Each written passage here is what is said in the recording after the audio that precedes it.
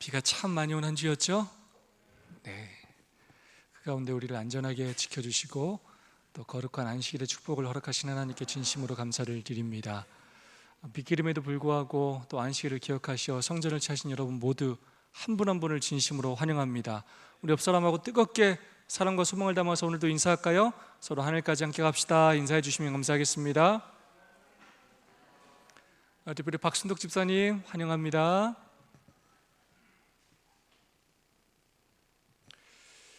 우리 강춘호 집사님이 이제 모든 맡겨진 순서에 얼마나 잘 또 감당하는지 모르겠습니다. 감사를 드립니다. 우리 강춘호 집사님이 인도할 때마다 여러분 무슨 찬미 부르는지 혹시 아십니까? 늘 안식일 찬미를 부르세요. 그래서 우리 강춘호 집사님이 안식일을 정말 좋아하시는구나라는 걸 제가 느낍니다.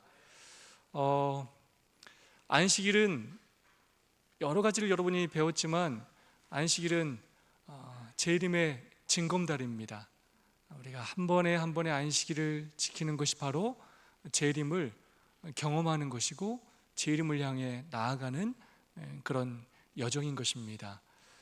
힘들고 어렵고 때로는 이렇게 비가 와서 또 교회에 오기도 어렵다고 느껴지고 또 안식일을 또 그냥 때로는 그냥 잊고 지내고 싶은 생각이 막 들기도 하고 그런 여러 삶 속에서 끊임없이 안식일을 지키기 위하여 노력하고 교회에 나오는 그 발걸음 이것들이 반복될 때 머지않아 우리가 그렇게 예수님을 맞이하게 된다는 것입니다. 예수님이 오실 날이 우리가 그때가 언제인지는 알지 못하지만 우리가 그것들을 반복해서 하는 것이 그게 바로 예수님의 오심을 준비하는 것입니다. 준비하는 것이 굉장히 막연한 것이 아니라 우리에게는 이 안식일을 기억하여 지키는 이것이 바로 재림을 준비하는 가장 확실한 방법인 것입니다. 그게 바로 우리 안식일 교인이 가지고 있는 또 최고의 특권이라고 하겠습니다. 그래서 여러분들이 이렇게 교회로 발걸음을 옮기는 이런 노력들은 굉장히 귀한 것입니다.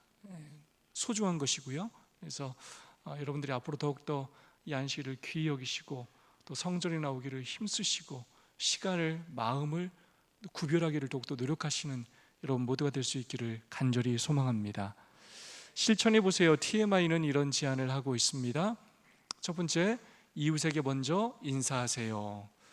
여러분 이웃에게 먼저 인사하십니까? 우리 안성훈 장로님 요즘 그런 노력 많이 하고 계시죠? 네, 안성훈 장로님이 이웃에게 먼저 인사하시는 노력은 대단한 노력이죠? 과거 우리 안성훈 장로님이 그래서 좀 쑥스러워하시고 먼저 다가가시기 좀 어려워하셨던 그런 또 성품에 비하면 정말로 놀라운 진보라고 생각합니다. 여러분 교회 오셔서도 좀 더 다양한 사람들에게 여러분 찾아가서 그렇게 인사해 주시면 좋겠습니다. 누구보다 우리 성도님들이 이미 잘하고 계십니다. 감사합니다. 두 번째, 누군가에게 편지를 써서 붙이세요. 여러분 요즘 참 손편지 쓰지 않잖아요, 그죠? 하지만 누군가에게도 마음을 전해서 쓰는 손편지가 많은 또 사랑과 감동을 줄 수 있다는 것입니다. 세 번째, 이야기해 본 적이 없는 이웃과 대화해 보세요. 오늘 이따 말씀 나눔은 교회에서 내가 한 번도 이 나눔 시간에 나눠보지 않았다라는 사람과 한번 해보시면 좋겠습니다. 그래서 이야기해 본 적이 없는 이웃 또 성도들과 더 자주 그렇게 대화하시는 그런 노력들을 해주시면 좋겠습니다. 3과입니다. 제목 읽어볼까요? 높임 받으신 예수님의 권능이라는 제목으로 우리 함께 3과의 말씀을 살펴보도록 하겠습니다. 격지 말씀 보겠습니다. 그의 힘의 위력으로 역사심을 따라 믿는 우리에게 베푸신 능력의 지극히 크심이 어떠한 것을 너희로 알게 하시기를 구하노라. 그의 능력이 그리스도 안에서 역사하사 죽은 자들 가운데서 다시 살리시고 하늘에서 자기의 오른편에 앉히사. 교과 36페이지는 이런 말을 하고 있습니다. 인간은 항상 더 강한 힘을 갈망하는 것처럼 보인다. 여러분 그런 것 같습니까? 사람은 항상 더 큰 힘을 갈망합니다. 사람들이 이렇게 헬스장에 다니고 이렇게 막 열심히 운동하는 이유가 더 강해지기 위함이에요. 공부를 하는 것도 마찬가지입니다. 지력을 더욱더 키우기 위함입니다. 힘이라는 말은 물리학적으로 물체의 운동 상태를 변화시키는 원인이라고 이렇게 말하고 있고 사회학에서는 상대의 행동을 제어하는 능력이라고 그렇게 말하고 있습니다. 많은 나라들이 국력을 키우려고 노력해요. 더 힘 있는 나라가 되기를 원합니다. 여러분 힘이 없으면 어떻게 돼요? 침략을 당합니다. 뺏겨요. 땅도 뺏기고 사람도 포로로 잡혀가고. 그래서 힘 있는 나라가 되기를 원해요. 또 정치인들은 더 큰 권력을 가지기를 원합니다. 또 많은 사람들은 내가 더 영향력 있는 사람이 되기를 원합니다. 그래서 때로는 돈, 지위, 권력 이런 것들을 통해서 다른 사람을 조금 더, 사회를 조금 더 변화시키고 싶어하는, 더 큰 힘을 가지고 싶어하는 사람들이 많다는 것입니다. 여러분은 힘이 있는 사람입니까? 없는 사람입니까? 힘이 없으십니까? 사실 힘이라는 것은 눈에 보이지 않지만 그것이 가해질 때 변화가 생기느냐 생기지 않느냐로 우리는 힘이 있느냐 없느냐를 알 수가 있습니다. 내가 어떤 일을 할 때 나에게 힘이 있으면 내가 힘을 가하는 그 무엇인가가 변화될 것이고, 나에게 그럴 힘이 없다면 아무리 내가 그것에 힘을 가한다고 해도 변화되지 않는 것입니다. 물이라는 것에 뜨거운 에너지를 그렇게 오랫동안 가해야만 물이 끓는 것처럼 반드시 에너지가 가해져야 되고 적당한 힘이 될 때 변화가 일어나는 것입니다. 근데 우리 신앙도 마찬가지입니다. 우리 스스로는 죄된 존재이기 때문에 우리 안에서 나오는 것으로는 우리를 좋게 변화시킬 수가 없어요. 끊임없이 외부로부터 오는 능력이 필요합니다. 우리가 어떤 능력을 받느냐에 따라서 내가 어떤 모습으로 변화되는지가 결정된다는 것입니다. 근데 그 능력을 강하게 받을 때 우리는 큰 변화를 경험하는 것이고, 그 능력을 적게 받으면 우리는 작은 변화를 경험하기도 어렵게 된다는 것입니다. 여러분, 이런 얘기 들어보셨습니까? 배우들의 입금 전, 입금 후 달라진 모습.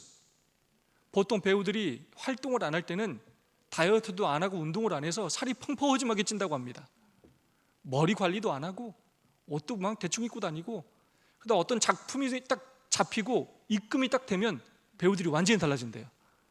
운동을 다니고 피부 관리를 하고, 그래서 입금 전과 입금 후가 완전 다른 사람으로 변한다는 거예요. 그러면서 뭐라고 다 표현하냐면 이게 돈의 힘이다라고 얘기해요. 사람도 여러분 돈이 들어가면 어떻게 된다고요? 달라져요. 여러분 돈의 힘이 있습니까? 돈에 엄청난 힘이 있습니다. 오늘도 여러분 교회 오는 사람마다 100만 원씩 준다고 하면 여기 꽉 찰 거예요. 지금요. 매번 교회 올 때마다 100만 원씩 준다. 1000만 원 주면 침례 받는다. 뭐 정말 돈이 모자라서 침례를 못 줄 겁니다. 돈에 힘이 있다고요, 없다고요? 그러니까 사람들이 이렇게 돈을 좋아하는 거예요. 돈에는 엄청난 힘이 있어요. 우리는 어떤 힘으로 움직이는 사람입니까? 무엇이 여러분의 마음을 변화시키고 있습니까? 그럼 무엇에 따라 이렇게 움직이고 있습니까? 사도 바울 시대에 에베소 사람들이 많은 다른 이 사회적인 것들, 특별히 그 시대에 성행했던 여러 다른 이런 이방 영적인 그런 것들을 추구하면서 자신들을 변화시키려는 노력들을 많이 했습니다. 세상 문화의 다양한 힘과 신들을 통해서 자신들을 변화시키려는 그런 사회적인 분위기가 있었습니다. 그때 사도 바울이 세상 다양한 문화의 힘이 아니고 세상의 잡신이 아니라 그리스도의 능력에 의하여 변화되라고 호소하는 내용이 바로 우리 이번 과에서 함께 배울 내용입니다. 서론에서는 이런 얘기를 하고 있습니다. 우주를 변화시키는 4가지 구원의 역사적 사건이 있다는 것입니다. 우리 둘에는 우리가 너무 영적인 안목이 없어서 우리가 너무 눈에 보이는 이 세속적인 것들만 바라보고 살아서 우리가 깨닫지 못할지 모르겠지만, 우주를 변화시키는, 우주를 움직이고 있는 4가지 아주 구원의 역사적인 사건이 있다는 것입니다. 첫 번째가 무엇이고요? 그리스도의 부활이고, 두 번째는 하나님의 보좌에 부활하신 다음에 오르신 것이고, 그리하여 그분께서 하나님 보좌 우편에 앉으셔서 만물이 그리스도께 복종하게 되는 것이고, 그렇게 되면서 교회의 머리로 그리스도가 주어지는 것, 이것이 정말로 우주를 변화시키는 놀라운 역사적 사건이고, 우리가 이것들을 올바로 이해하고 깨닫고 우리의 삶에 적용할 때 우리의 삶 또한 놀라운 변화가 일어나게 될 것이다라고 말하고 있는 것입니다. 이를 서줍니다. 기도와 감사. 에베소서 1장 16절의 말씀입니다. 이로 말미암아 주 예수 안에서 너희 믿음과 모든 성도를 향한 사랑을 나도 듣고 내가 기도할 때 기억하며 너희로 말미암아 감사하기를 그치지 아니하고. 네, 바울의 편지서들의 거의 서론입니다. 하나님을 찬양한 다음에 기도하는 내용들이 담겨 있어요. 주 예수 안에서 너희 믿음과 모든 성도를 향한 사랑을 나도 듣고. 바울이 에베소 교회에 대한 염려와 근심도 많이 했지만 바울이 참 하나님께 감사의 기도를 드렸는데 에베소 교인들이 어떤 모습이요? 믿음으로 생활하는 그 모습과 또 모든 성도를 향한 그 사랑의 이야기들을 들었을 때 기도하면서 그것들을 기억하게 되었고, 너희로 말미암아 내가 감사하기를 그치지 아니하였다라고 말하고 있습니다. 여러분, 우리가 이렇게 기도할 수 있다면 얼마나 좋겠습니까?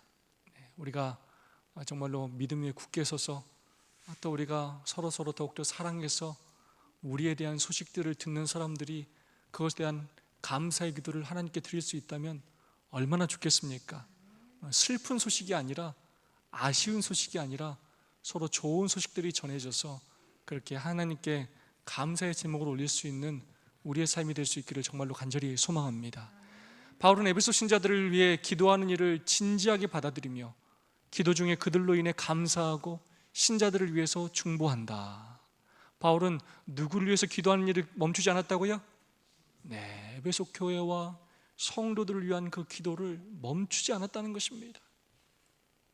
우리의 기도가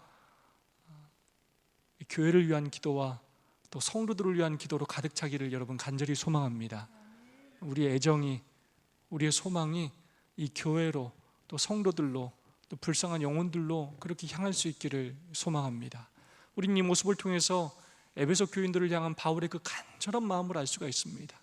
얼마나 교회를 사랑하고 얼마나 그 영혼들을 사랑했는지를 알고 있고, 그 영혼들을 하나님께 붙드는 그런 기도를 그가 얼마나 많이 드렸는지를 알 수가 있습니다.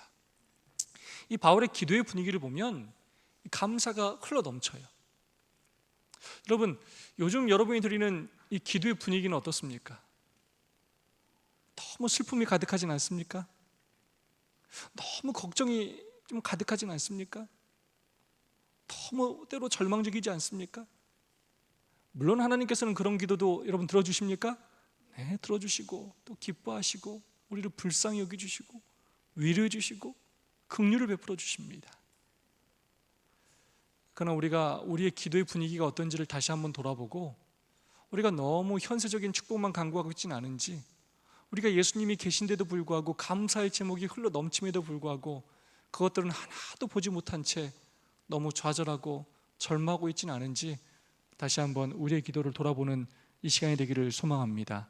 디모데후서 3장 1절로 2절은 이렇게 말하고 있습니다. 너는 이것을 알라. 말세에 고통하는 때가 이르러 사람들이 자기를 사랑하며 돈을 사랑하며 자랑하며 교만하며 비방하며 부모를 거역하며 감사하지 아니하며 거룩하지 아니하며. 네, 말세의 특징이 나와요. 이건 사실 단순히 하나님을 안 믿는 사람에게만 해당되는 얘기가 아니에요. 뒤에 경건의 모형을 쓰나 경건의 능력을 부인하는 자들, 하나님을 믿는 사람들 또한 포함합니다. 근데 그 특징 가운데 하나가 뭐냐면 감사하지 않는다는 거예요.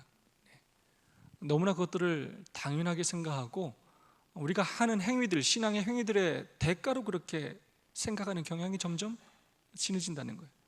나는 부자요, 부유한 것이 없다라고 생각하면서 당연하게 여기게 되는 때가 바로 말세라는 것입니다. 지그지글러 미국 작가는 이런 말을 했습니다. 나는 감사할 줄 모르면서 행복한 사람은 한 번도 보지 못했다. 네, 여러분 너무나 잘 아시는 것처럼 감사의 비례해서 행복하다는 것입니다. 우리가 가진 환경과 우리의 소유는 언제든지 변할 수 있고, 아무리 많이 소유했다고 해도 우리의 욕심은 끝이었기 때문에 그것으로 절대로 깊은 행복을 경험할 수가 없어요. 진심으로 우리가 행복을 경험하려면 감사가 무엇인지를 진심으로 우리가 경험해야 된다는 것입니다. 감사의 삶을 할 때만 비례해서 우리가 완전한 행복을 경험하게 된다는 것입니다. 교과 38페이지는 이렇게 말하고 있습니다. 기도는 찬양과 감사의 문을 여는 열쇠이다. 네, 그 감사를 하는 하나의 도구로서 바로 기도가 필요하다는 것입니다.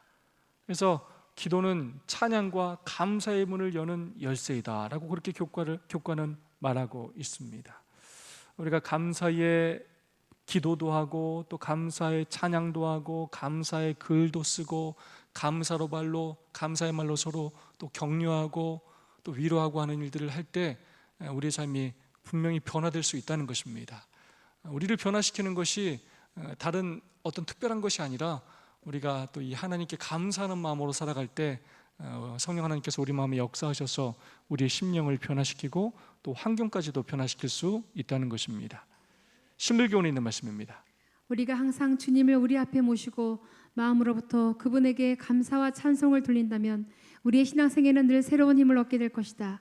그는 우리에게 당신의 오묘한 뜻을 개인적으로 말씀해 주실 것이며 우리는 때때로 예수의 임재로 평안과 기쁨을 맛보게 될 것이다. 우리가 신앙생활을 하는데 이게 신앙도 참 이렇게 뭐 좀 이렇게 주기가 있지 않습니까? 사람마다 막 올라갔다가 갑자기 툭 떨어졌다가 보통 얼굴에서 다 보이죠. 이 사람은 지금 좀 처져 있구나. 근데 우리가 이렇게 힘을 잃었을 때 우리에게 뭐가 부족함을 우리가 잊지 말아야 합니까? 감사가 사라졌으면 그때 기억해야 된다는 거예요. 우리의 신앙이 이렇게 툭 떨어질 때는 그때는 늘 나의 삶에 감사와 만족이 사라졌을 때예요. 늘 자기 동정에 빠졌을 때예요. 내가 불쌍하고 내가 대접받지 못하고 있고 내가 인정받지 못하고 있고 난 참 불행하고 난 참 쓸모없고 이런 마음이 계속 들면 그냥 신앙이 뚝 떨어져요. 아주 곤두박질 칩니다. 그 옆에서 아무리 해도 소용이 없어요. 누구의 입으로 뭐 하는 일이 필요하다고요?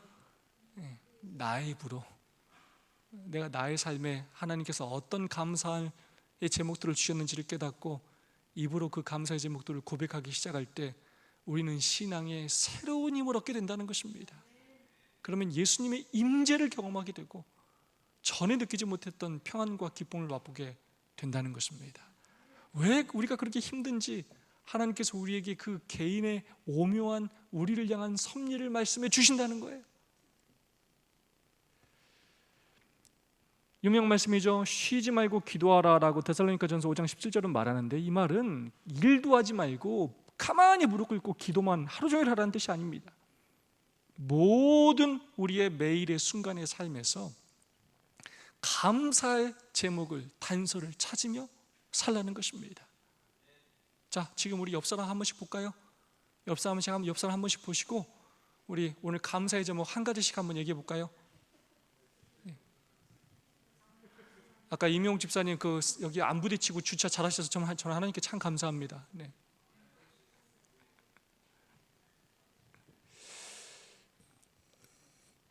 단서라는 표현을 썼는데 여러분 감사도 찾아봐야 돼요. 때로는 이렇게 감춰진 것처럼 보여요. 내 삶에 감사할 게 하나도 없는 것처럼 보인다고요. 그래서 이렇게 하나를 떠들어 봐야 돼요. 우리 삶은 하나씩 떠들어 보면서 하나님께서 오늘 나의 삶에 어떤 감사가 있는지를 주셨는지를 우리는 늘 생각해야 합니다. 우리는 너무나 우리가 지금 누리는 것들을 당연하게 여기며 살기 때문에 감사하지 않을 때가 많고 지금 우리가 가지고 있는 것에서 무엇인가 더 가져야만 우리는 행복하다고 생각하고 하나님께서 축복하셨다고 생각할 때가 많다는 것입니다. 그러나 우리는 오늘도 우리가 누리고 있는 것, 어쩌면 이렇게 비가 많이 와서 여러분 사고당한 사람 있습니까 없습니까? 있어요. 산사 따위 휩쓸리고 물이 휩쓸리고 배수로에 빠지고 집이 물에 잠기고 별의별 사람들이 다 있어요. 그럼에도 불구하고 오늘 우리가 이 안식일을 기억하여 이렇게 평안하게 하나님의 전에 와서 예배할 수 있다는 거 여러분 정말 감사한 일 아닙니까? 우리가 이 감사의 단서를 찾으며 그렇게 살면 좋겠습니다. 그래서 쉬지 말고 기도하라는 의미는 하나님의 임재, 늘 하나님께서 나와 함께 하시고 나를 도와주시며 그걸 인식하고 그분과 동행하며 사는 삶을 사는 것을 의미한다는 것입니다. 그래서 교훈의 말씀은 이렇게 이야기합니다.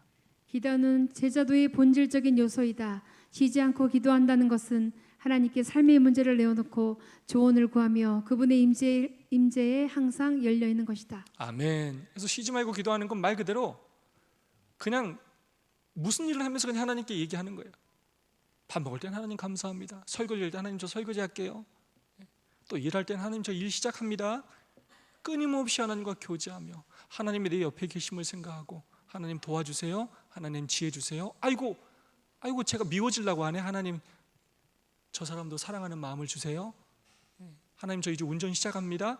저 안전하게 지켜주세요.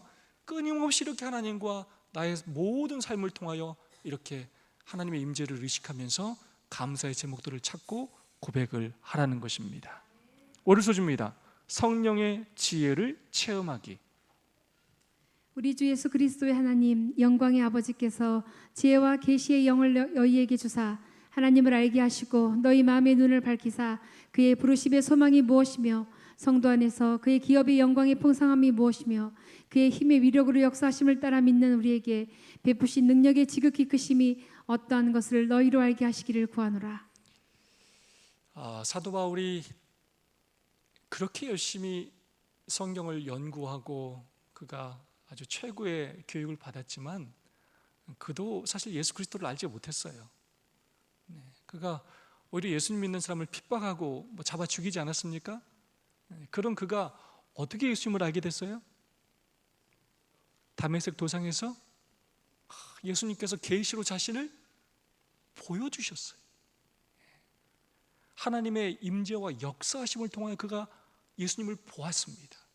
경험했어요. 그래서 뭐라고 표현하냐면 아버지께서 지혜와 계시의 영을 너에게 주사. 여러분, 이 성경을 알아가는 것, 예수 그리스도를 알아가는 건 단순한 학문, 지식적인 학문적인 노력으로 알아갈 수 있는 것이 아니에요. 반드시 뭐가 역사해야 된다고요? 계시의 영, 성령 하나님께서 역사하셔야 하고 지혜의 영이 역사해야 한다는 것입니다. 여기 앉아있다고 다 깨닫는 게 아니에요. 지금도 머릿속으로 다 딴 생각하고 있잖아요. 하나도 안 들어가요, 여러분 머릿속에.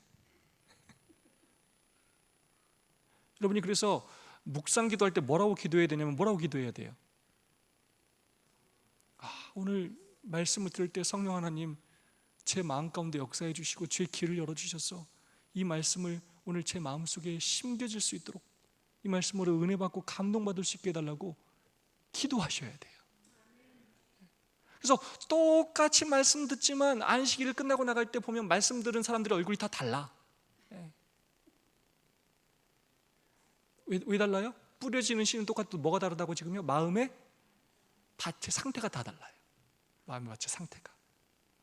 그 말씀을 이렇게 간절히 땅을 촉촉히 적셔가지고 그 말씀의 씨앗을 받으려고 준비된 사람과 단단해가지고 오기만 해봐라 팔로 차버리려고 준비하는 사람, 완전히 다르다는 거예요. 그래서 지금 에베소 교인들이 뭐 하기를 바울은 간절히 원한다고요? 하나님께서 너에게 뭘 주시기를? 지혜와 계시의 영을 너에게 주사. 그러면서 세 가지를 알기를 간절히 원한다고 바울은 말합니다. 하나님을 알게 하시고, 그렇게 해서 하나님을 알게 할 뿐만 아니라, 그래서 하나님께서 너희의 눈을 밝히사. 첫 번째, 그의 부르심의 소망이 무엇이며. 하나님께서 우리를 부르셨는데 이 부르심의 소망이 얼마나 위대한지를 우리가 좀 알았으면 좋겠다는 거예요. 여러분, 우리를 향한 부르심이 위대합니까? 정말 위대합니다, 여러분. 우리가 그냥 이 땅에서 죽고 끝나는 것이 아니라 영생에 대한, 부활에 대한 소망을 가지고 있다는 것, 재림에 대한 소망이 있다는 것, 우리가 예수님의 제자로 살아간다는 것, 이것이 얼마나 큰 축복이요 특권인지를 우리는 깨닫지를 못해. 왜냐? 그거 하려면 시간 나가지, 돈 나가지, 힘들지. 누가 깨닫게 해주시지 않으면요? 성령 하나님께서 지혜와 계시형으로 우리를 깨닫게 해주시지 않으면 이게 얼마나 부르심의 소망이 얼마나 위대하고 귀하고 큰 축복인지를 깨닫지를 못한다는 거예요. 두 번째, 그의 기업의 영광의 풍성함이 무엇이며. 하나님께서 우리에게 주신 그 축복이 얼마나 풍성한지, 얼마나 좋은 것인지 우리가 좀 알기를 원한다는 거예요. 네. 그냥 단순히 눈에 보이는 물질적인 것이 아니라 하나님께서 우리의 삶에 얼마나 깊이 관여하고 계시고 하나님을 믿을 때 우리가 얼마나 큰 축복 가운데 살고 있고 그것으로 끝나는 것이 아니라 우리가 저 하늘에 가서 얼마나 놀라운 상급을 얻는지를 우리가 깨닫기를 원하신다는 것입니다. 세 번째, 우리에게 베푸신 능력의 지극히 크심이 얼마나 큰지를, 하나님의 그 능력이 얼마나 큰지를 우리가 좀 알기를 원한다는 거예요. 우리가 자꾸 하나님을 믿는다고 하면서 하나님의 임재를 체험하지 못하고 기도의 능력을 체험하지 못하니까 우리의 신앙이 힘이 없고 우리가 믿는 하나님이 별거 아닌 것처럼 생각할 때가 많은데, 성령의 역사하심으로 지혜와 계시형을 우리가 받음으로써 하나님이 얼마나 능력이 많은 분이신지, 우리가 기도하고 하나님을 의지할 때 얼마나 놀라운 역사들이 일어날 수 있는지를 우리가 좀 알기를 원한다는 거예요. 좀 깨닫기를 원하는. 교훈의 말씀은 이렇게 말하고 있습니다. 기도는 우리의 눈을 열어서 하나님께서 예비하신 구원과 그 영광스러운 미래, 하나님의 유업의 풍성하심과 믿는 자에게 베푸시는 능력을 보게 한다. 아멘. 오늘 우리에게 무엇이 필요하다고요? 네, 기도가 필요하다는 것입니다. 기도할 때 하나님께서 우리의 눈을 열어주시고 지혜와 계시형을 허락하여 주셔서 우리의 그 소망의 위대함을, 우리가 가진 그 우리가 받는 축복의 위대함을, 그리고 예수 그리스도의 그 능력의 위대함을 우리로 하여금 알게 해 주신다는 것입니다. 활소지입니다. 부활의 능력을 맛보기. 그의 능력이 그리스도 안에서 역사하사 죽은 자들 가운데서 다시 살리시고 하늘에서 자기의 오른편에 앉히사 모든 통치와 권세와 능력과 주권과 이 세상뿐 아니라 오는 세상에 일컫는 모든 이름 위에 뛰어나게 하시고. 아멘. 죽은 자들 가운데서 다시 살리시고. 여러분, 우리 인간이 가장 두려워하는 일이 무엇입니까? 죽는 것입니다. 그 누구도 예외 없어요. 죽는 것은 두려운 일이고 때로 슬픈 일이고, 은연중에 우리는 무의식 가운데 굉장히 죽음을 두려워하며 살아가고 있는 것입니다. 언제 우리의 삶이 정말로 달라질 수 있냐면 정말 죽음에 대한 두려움이 사라질 때입니다. 근데 막연히 그냥 죽음에 대한 두려움이 사라지는 것이 아니라 우리에게 부활에 대한 확실한 소망이 있을 때 우리는 그 죽음에 대한 두려움을 정말 갖지 않게 될 것입니다. 성경에서 말하는 그 부활의 확실한 예시 두 가지가 있습니다. 요한복음에서 나사로의 죽음을 예수님께서 나사로를 깨우러 간다고 하면서 나사로가 잔다라고 말씀하셨을 때 죽음을 잠으로 말씀하셨습니다. 그래서 우리가 매일 밤에 자는 것은 뭐하고 똑같다고요? 죽는 거예요. 그리고 아침에 일어나는 거 뭐라고요? 그게 바로 부활이라는 거예요. 그래서 죽는 것도 똑같다는 것입니다. 우리가 실제로 죽을 때 호흡이 끊어지지만 그렇게 죽고 우리가 예수님 재림하실 때 믿음 안에서 잠든 사람은 언제 부활하고? 예수님의 재림 때 부활하고. 예수님을 믿지 않는 사람들은 언제 부활하고요? 삼림 때 부활해서 그들이 각자 심판을 받고, 재림 때 부활한 사람은 영원한 생명을 얻을 것이고 삼림 때 부활한 사람은 둘째 사망을 당하게 된다는 거예요. 죽음은 뭐와 같다고요? 잠과 같다고요. 그래서 오늘 하루의 삶이 나의 인생 전체의 삶인 것처럼 생각하고 오늘 우리가 잠자리에 들 때 우리의 모든 죄를 또 회개하고 재림의 날 예수님을 만날 것을 기대하면서 그렇게 잠들어야 한다는 것입니다. 안식일이 재림의 리허설인 것처럼 매일의 반복된 삶이 우리가 또 재림을 기다리는 삶과 똑같다는 것입니다. 두 번째는 바로 고린도전서 15장에 나오는 씨에 관련된 말씀이에요. 자, 씨가 한 알이 땅에 뿌려져서 떨어져서 그 씨가 어떻게 돼야 돼요? 썩어야 돼요. 썩어야 뭐가 생겨요? 싹이 트고 그 싹에서 이제 열매가 맺게 되는 것입니다. 그래서 죽은 듯 보이지만 그것이 죽은 것이 아니고 새로운 생명을 탄생시킨다는 것입니다. 우리가 이 땅에서 죽으면 흙으로 들어가서 아무것도 남지 않는 것처럼 보이지만 우리의 말씀에 어떤 씨앗이 심겨질 때요? 예수 그리스도의 이 생명의 씨앗, 생명의 말씀이 심겨질 때 영생과 부활에 대한 소망을 우리가 마음속에 간직하고 죽을 때 겉으로는 썩어서 사라지는 것처럼 보이지만 그 씨앗이 그대로 결국 보존되어서 예수 그리스도가 재림하실 때 우리에게 다시금 새로운 생명력을 하신다는 것입니다. 고린도전서 15장의 말씀입니다. 그러나 이제 그리스도께서 죽은 자 가운데서 다시 살아나사 잠자는 자들의 첫 열매가 되셨도다. 사망이 한 사람으로 말미암았으니 죽은 자의 부활도 한 사람으로 말미암는도다. 아담 안에서 모든 사람이 죽은 것 같이 그리스도 안에서 모든 사람이 삶을 얻으리라. 네, 첫째 아담을 통하여 모든 사람이 죽을 수밖에 없게 되었지만 둘째 아담이신 예수 그리스도를 통하여 모든 사람이 살 수 있게 되었고, 그 부활의 첫 열매로 예수 그리스도께서 십자가 후에 부활하셔서 앞으로 당신을 믿는 백성들이 마침내 재림의 날 부활할 것을 우리에게 모본으로 보여주셨다는 것입니다. 예수님께서 무덤에서 부활하신 것처럼 우리도 마침내 재림의 날 믿음 안에서 살던 사람들이 부활하게 될 것입니다. 고린도전서 15장 14절 17절의 말씀입니다. 그리스도께서 만일 다시 살아나지 못하셨다면 우리가 전파하는 것도 헛것이요 또 너희 믿음도 헛것이며, 그리스도께서 다시 살아나신 일이 없으면 너희의 믿음도 헛되고 너희가 여전히 죄 가운데 있을 것이요. 네, 그래서 예수님의 초림과 예수님의 삶과 예수님의 십자가와 그리고 반드시 뭐가 포함되어야 됩니까? 예수님의 부활, 그리고 예수님의 승천하심과 또 성소봉사, 한 가지도 예수님의 구원 사역에서 빼놓을 수 없습니다. 그 중에서 특별히 고린도전서 15장은 예수 그리스도의 부활이 없다면 우리의 믿음이 헛것이 되고 만다는 것입니다. 왜냐하면 우리가 궁극적으로 마침내 바라는 것은 우리가 예수님의 십자가를 따라 우리도 십자가를 지고 죽는 것으로 끝나는 것이 아니라 예수님께서 부활하신 것처럼 우리도 뭐 할 것이라고요? 부활할 것을 성경은 약속이 있기 때문입니다.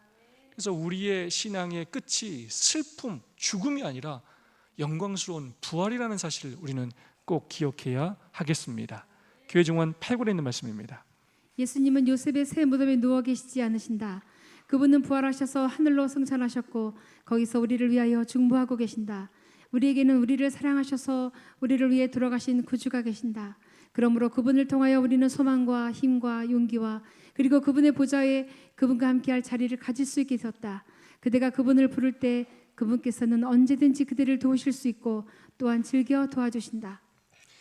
네, 이 땅에 오셔서 원래 하나님이셨던 그분께서 인간의 육신을 입으셨고 그리하여 신과 인 100%를 모두 경험하신 그분께서 이제 우리의 중보자로서 하늘에서 봉사하실 수 있게 되시면서 그분은 정말로 임마누엘 하나님으로서 우리가 그분을 언제 부르든지 언제 어디서나 우리를 도우실 수 있는 분이시고, 또한 그것들을 짜증내면서 억지로 하시는 것이 아니라 즐겨 우리를 도우시는 하나님이시라는 것입니다.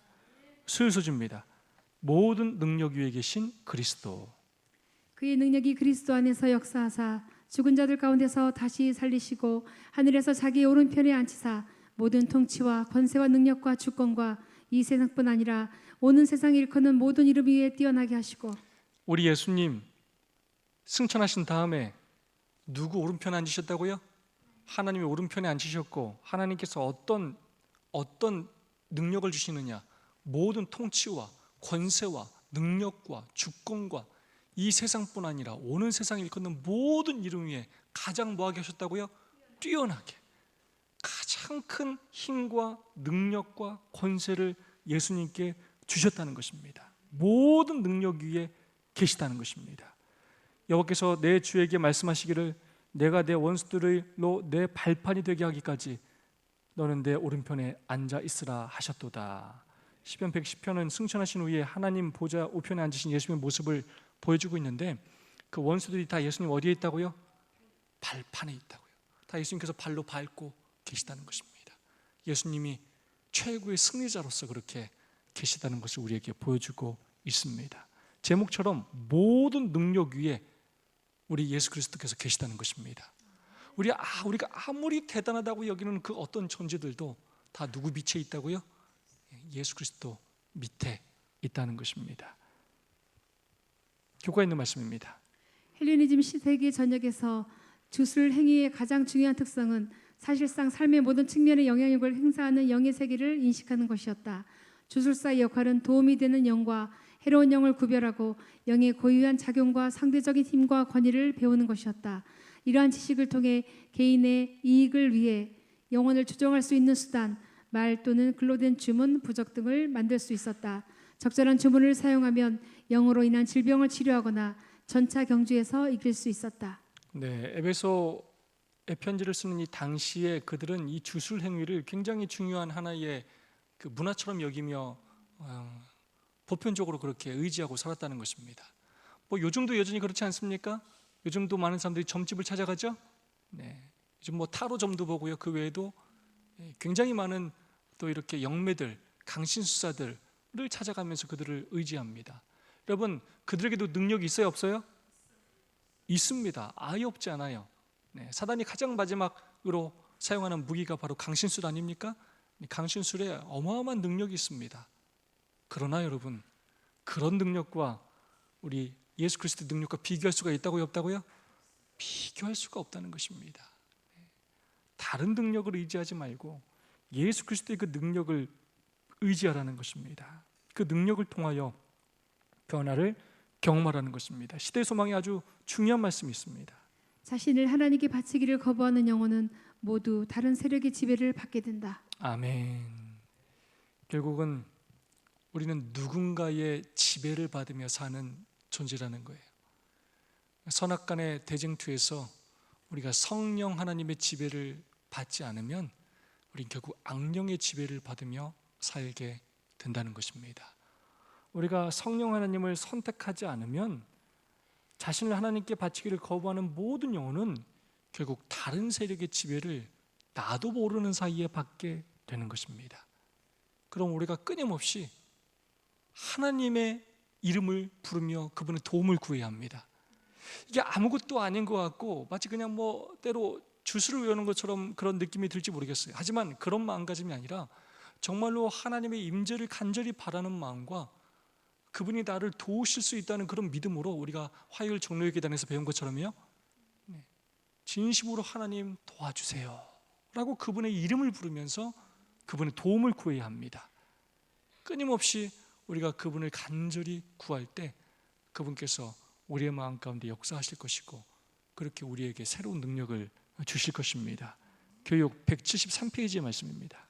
인류 역사의 기록들을 보면 모든 민족의 발전과 제국들의 흥망은 마치 사람들의 의지나 무용에 좌우되는 것처럼 보인다. 여러 가지 사건들은 대부분의 사람의 능력, 야심 혹은 변덕에 의하여 꼴지어지는 듯이 보인다. 그러나 하나님의 말씀인 성경에는 휘장이 열려 있어서 거기에서 우리의 무대의 상보와 배우는 물론 자비가 충만한 하나님의 대리자들의 인간의 이해관계의 권력과 욕망 등 일체의 승부에서 묵묵히 인내하며 그분의 목적 달성을 위하여 일하고 있는 것을 보게 된다. 하나님의 대리자들이 여전히 일하고 있다는 것입니다.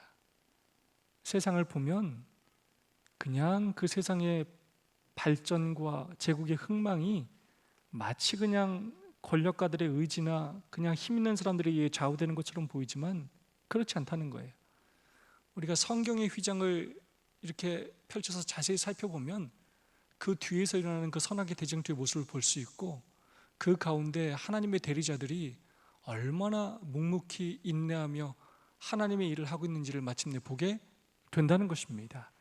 하나님께서 여전히 세상을 통치하고 계시다는 것입니다. 보이는 것에 의해서만, 들리는 것에 의해서만 우리의 눈과 귀가 휩쓸리지 말고 우리가 더욱더 하나님을 의지하고 하나님을 부르며 살아야 한다는 것입니다. 제가 어렸을 때와 지금을 좀 비교해 보니까 엄마 부르는 횟수가 많이 줄어든 것 같아요.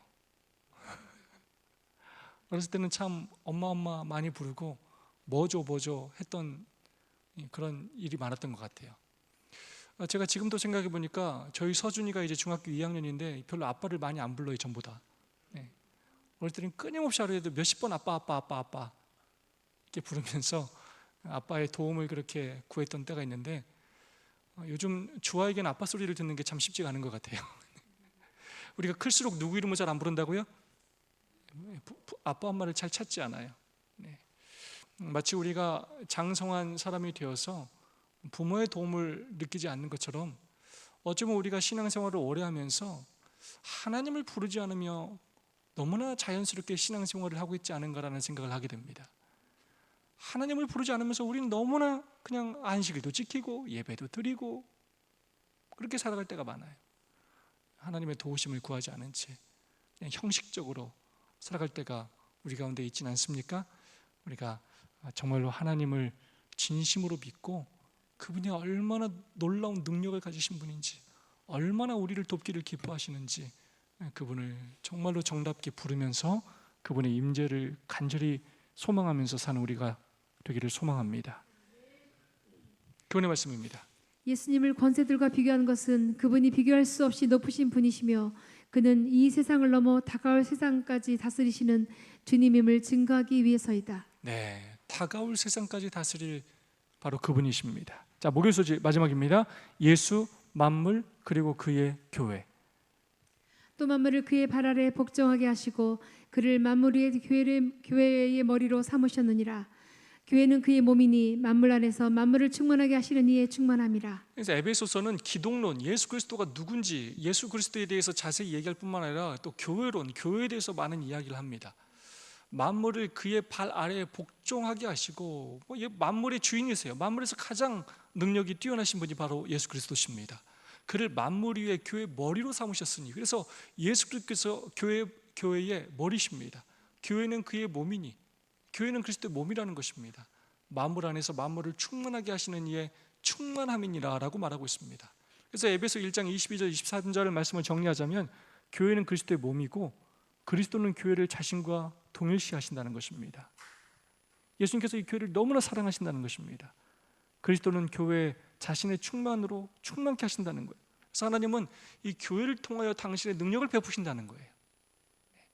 그래서 우리 이 신앙 공동체가 우리가 이렇게 함께 모이는 이유가 함께 예수님의 임재와 능력을 경험하기 위함입니다.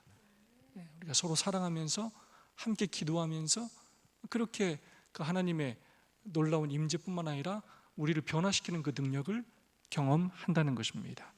그런데 그 하나님의 능력의 연결고리, 우리를 정말로 변화시키고 이 교회를 변화시키고 부흥시키고 영혼을 구원하는 그 능력이 뭐라고요? 바로 기도라는 것입니다. 우리가 전적으로 하나님을, 그 하나님의 놀라운 능력을 믿고 의지하고 그분의 이름을 부르고 감사의 기도를 드릴 때 하나님께서 교회를 통하여 그분의 영이 역사하시고 우리에게 능력을 주시고 우리를 변화시키신다는 것입니다. 종료의 계단 100페이지의 말씀입니다. 우리의 마음을 번뇌케 하는 것은 무엇이든지 그에게 내려놓으라. 그가 감당하시기에 너무 과대한 것이 없나니 대개 그는 세계들을 붙드시고 우주의 모든 사건을 관리하시는 이십니다. 다소라도 우리의 평강에 관계되는 일은 그것이 아무리 사소할지라도 그가 주목하지 않으시는 것은 없다. 네, 우리가 기도한다는 건 우리가 기도하고 의지하는 대상에 능력이 있으신 분을 우리가 인정하는 것이고 믿는 것입니다. 그래서 우리가 하나님을 더 간절히 믿고 그분에게 사소한 것은 하나도 없고 그분이 주목하지 않으시는 것은 하나도 없다는 것입니다. 그분이 감당하시기에 과대한 것도 하나도 없다는 것입니다. 무엇이든지 그분께 내어 놓으라는 것입니다. 그것이 우리의 삶을 변화시키고 또 환경을 변화시키고 궁극적으로 우리 교회를 변화시킨 능력이 있다는 것입니다. 교훈의 말씀입니다. 모든 것을 이기시고 다스리시는 그리스도의 삶에 나타난 권능이 그를 머리로 삼은 교회에도 역사한다. 그것은 그리스도인의 기도와 연결되어 있다. 아멘. 여러분, 우리 교회가 더 놀랍게 부흥하길 여러분 소망하십니까? 네, 우리 함께 더 기도해서 성령 하나님의 역사와 또 지혜와 계시의 영이 또 역사하심으로 우리 교회가 더욱더 놀라운 부흥을 경험하기를, 또 사랑의 공동체가 되기를 간절히 소망합니다. 아주 좋아하는 찬양입니다. 기도할 수 있는데 우리 이 찬양 함께 듣고 서로 나누는 시간 갖도록 하겠습니다.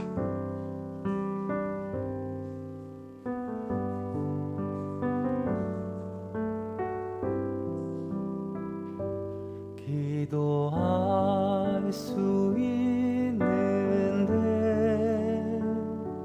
왜 걱정하십니까? 기도하면서 왜 염려하십니까? 기도할 수 있는데 왜 실망하십니까?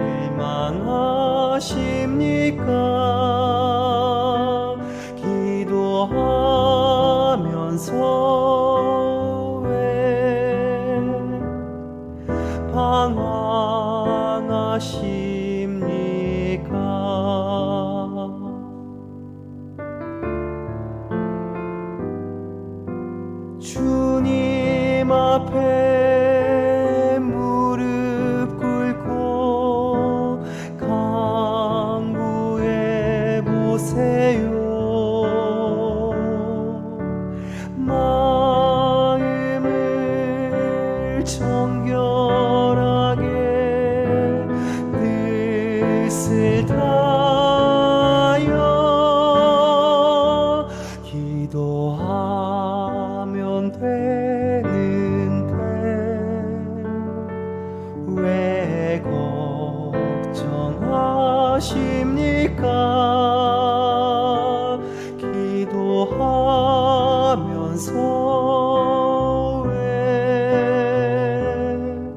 염려하십니까?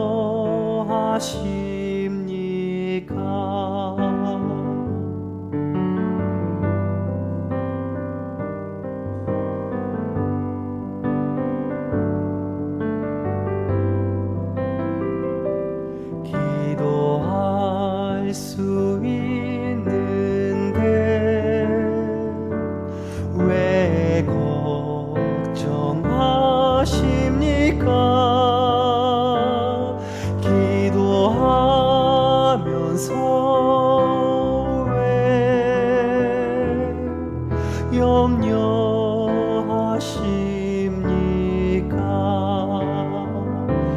기도할 수 있는데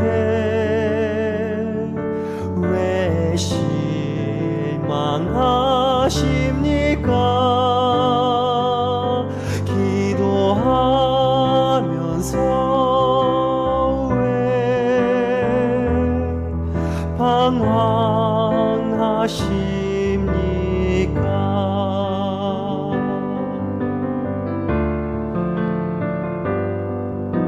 주님 앞에 무릎 꿇고 간구해 보세요.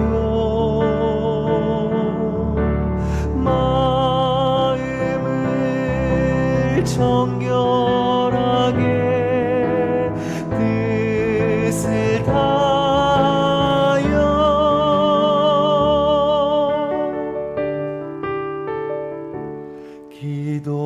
기도하면 되는데 왜 걱정하십니까? 기도하면서 왜 염려하십니까? 기도할 수 있는데 왜 실망하십니까? 기도하면서 왜